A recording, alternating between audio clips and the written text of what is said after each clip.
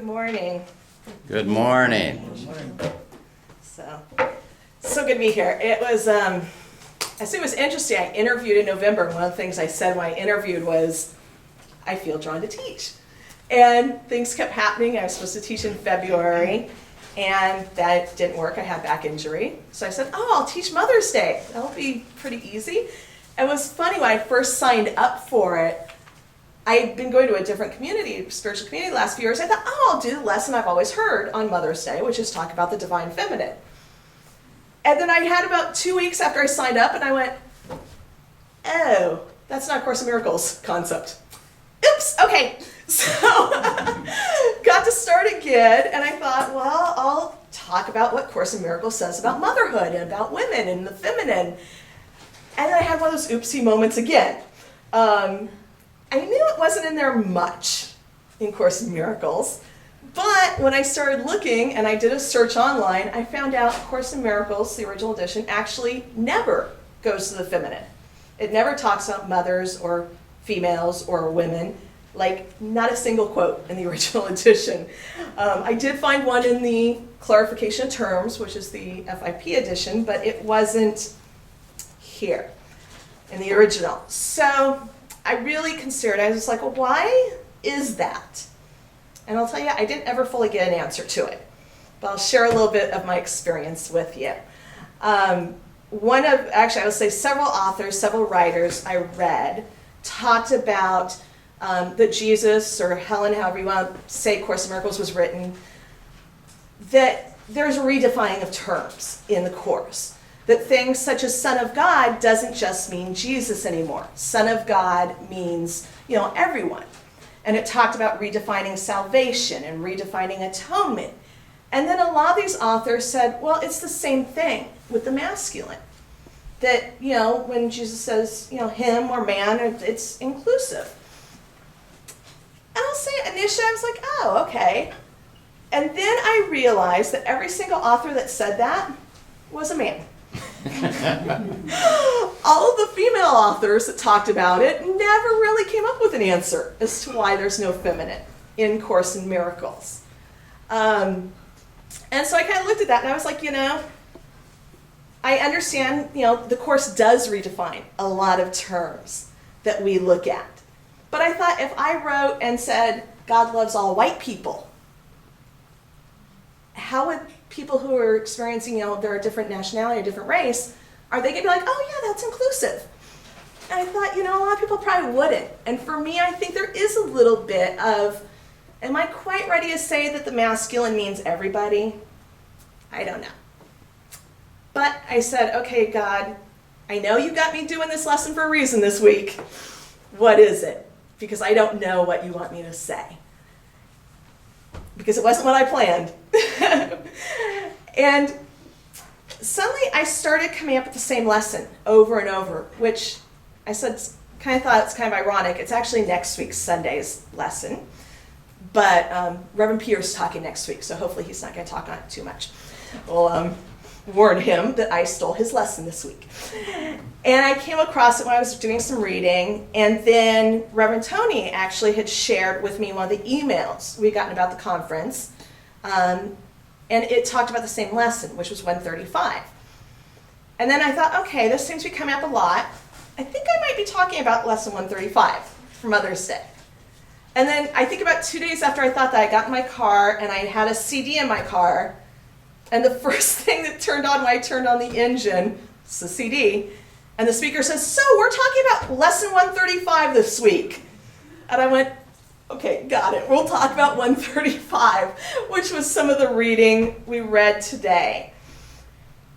And I just kind of thought, okay, we'll go with it. And 135 is a long lesson, so I'm going to read you some of the quotes from it, but not all of it, because it is one of the longer lessons definitely out there. And it starts off, there's several verses, and then it goes into, it says, a healed mind does not plan. Which that in itself made me laugh, because I'm thinking my planning for this lesson today didn't work. It says, a healed mind does not plan. It carries out the plans which it receives through listening to wisdom that is not its own. It waits until it has been taught what should be done, and then proceeds to do it. So I thought, first of all, I noticed it says a healed mind, and it's lowercase mind. So it's not talking about like God does this, Spirit does this. It's saying the mind, who we see ourselves as. When it's been healed, we stop planning. We stop trying to control what we're doing. And it says, it doesn't say that there is no plan, but it says we begin to listen to the plans. We listen to what is given to us that's not its own. Well, what's not its own? If it's not of mine, it's from God. It's from Spirit. So we listen to that, and it says it waits and then proceeds to move ahead. There's no but in that. It just says, wait, plans. You'll be good. And it says the mind engaged in planning for itself is occupied in setting up control of future happenings. It does not think that will be provided for unless it makes its own provisions. What it has learned before becomes basis for its future goals. So this is, again, it's talking about the mind that hasn't been healed yet. And it says, it's planning for itself based on control of the future. And I thought, isn't that true? Always, what do we want to do? I'm always trying to control. Every time I set up a plan, I'm trying to make things the way I want them to be in the future. And I think, well, why? Because if I don't know what's going to happen, I get scared. I forget that I can trust. It says there's Spirit who's going to give me the plan, but I'm like, if I don't have the plan, I go into fear because the mind thinks it can't be taken care of unless it takes care of itself. And I think a lot of that's based on how we perceive our past experiences, that we look back, and there's two types of reasoning. There's what's called deductive, which deductive is based on laws, rules. And there's inductive reasoning, which is what we usually live by. Inductive reasoning says, I'm going to base my decision, I'm going to base what's going to happen on what I've experienced in the past. So an easy example is, it rained yesterday. We're in San Francisco. It rained the day before. Does that mean 100% it's going to rain today? And inductive reasoning, that's where it goes. It says, well, it has to rain today because that's my experience. And we do that with our lives. We think, well, I'm going to judge past experiences. I'm going to say these past experiences were bad. And since those past experiences maybe weren't what I thought I wanted, now I think if I don't control the future, it's going to be bad again. And yet the Course is saying that's not true. The Course is saying there is deductive reasoning, or inductive reasoning, which is the rule to know what we've got. And it says, continue on at this part, it says, what could you not accept if you but knew that everything happens, all events, past, present, and to come, are gently planned by one whose purpose is your good? And that's the inductive reasoning. What would you think if you knew this is planned for your good? What are you going to expect of the future? And it says all things past and present. There is no, well, the past except for this one experience. It's not saying the past except for. I went through a divorce about 5 years ago. Never thought I was the good Christian girl who was never going to get divorced. That was like the most traumatic thing that could have happened at that point in my life. Can I accept that that has been planned for my good? Can I accept that my present is planned for my good? I've talked to a few people recently. I said, I spent about 3 years transforming my body, where I was at the gym every day. And then I ended up having surgeries to remove all the extra skin. I went through all that. And then I've regained about 30 pounds. I haven't regained everything, but I've regained maybe even a little more than 30. We'll say that. And that's been hard. Because I look at it and I'm like, how can this be for my good? This isn't a current situation that I would have chosen. I would like to be the size 8. I was almost to a size 8. Didn't quite make it. And so it says, can you accept everything and the future? Can you accept that the future is also planned? And I love it. It doesn't say it just says it's planned. It says it's gently planned. It's not going to be harsh. God's not looking out to get you. Spirit isn't like, ooh, I want them to learn this lesson, so I'm going to make it really difficult so they get it. It says it's gently planned by one whose purpose is your good. And I thought, that's hard to listen to sometimes. That's for my good. And I think about the Christian teachings I grew up with. It wasn't just I was a sinner because I did bad. I was a sinner because I was born that way. I was bad because I was born. Because that's what people are. They're sinners. I thought that's the Christian teaching I had. And then I grew up, and eventually I did leave the Christian church, but I grew up thinking, well, at my work job, so-and-so got better performance evaluation. Because they would do this whole award thing. If you got good performance evaluation, you got an award and money. And they would tell everybody who got the awards and who got the money. And I thought, I've learned to compare myself. Or, I said, I'm not as thin as I want. I've been the fat girl. How much judgment is there about our bodies? I'm not good enough. How can I expect good? And then even Course in Miracles, sometimes we can take stuff from the Course and we make it something now to fit our plan. And so, some portions of the Course, it'll talk about, that we have the belief we've murdered God. And if we've murdered God, well, goodness gracious, how could anything be for our good if we're doing that horribly? And so we can take things from anything in our experience and make it for our unworthiness. And yet it says, what could you not accept if you but knew that it all was for your good? And then it says, I love this part, it says, without defenses. What's the defenses? Going back to the sentence above, it's laying down the thought that you're not good enough. Let the defenses down. Stop saying, I'm not good enough. Be open. Without defenses, you become a light which heaven gratefully acknowledges to be its own. Your followers will join their light with yours, and it will be increased until the world is lighted up with joy. Heaven gratefully wants to acknowledge us as its own. Think of that. Heaven, it's not saying heaven wants to acknowledge what we've done. It says heaven wants to acknowledge that we are its own and is gratefully going to do so. And then it says, others will join with me.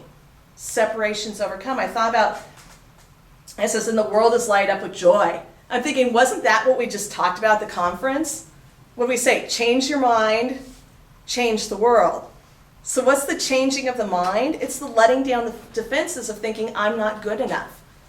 That the world's out to get me, that God's out to get me. Let that down, and then we can become this light, become this joy, and others join with us and light up the world.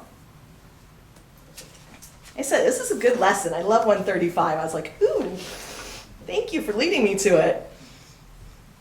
2 little more quotes. It says, we make no plans for how it will be done, but realize that our defenselessness is all that is required for the truth to dawn upon our minds with certainty. If there are plans to make, you will be told of them. They may not be the plans you thought were needed, nor indeed the answers to the problems which you thought confronted you. Again, what's it say? It's our defenselessness. We have to let down the defenses. But when we do, we realize we don't need to make the plans anymore. Because we don't know. We try to think, oh, we know everything. We don't know. We know what we think we experienced in the past. How often have you said, oh, this happened, and then somebody went, no, it didn't. It happened differently. We have our perception of what happened in the past, and I sure know that I ain't being able to see it in the future. And so it says, we can't really make these plans, but we're given the plans. We're given the plans for the things we didn't know we even needed. And it says, heaven asks nothing. You give up nothing in these times today when undefended, you present yourself to your Creator as you really are. How are you? You're good.